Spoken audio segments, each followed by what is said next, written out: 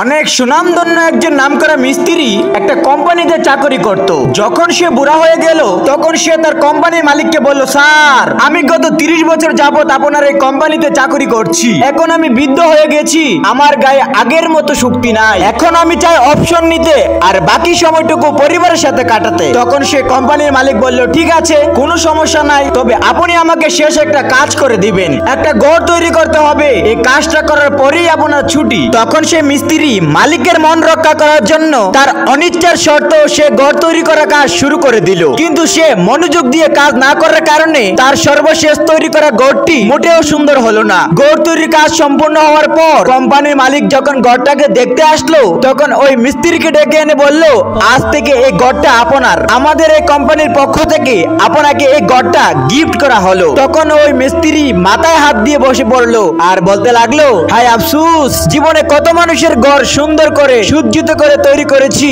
আজকে যখন আমার ঘরটা তৈরি করার পাল্লা আসলো সে ঘরটা আমি সুন্দর করে তৈরি করতে পারলাম না।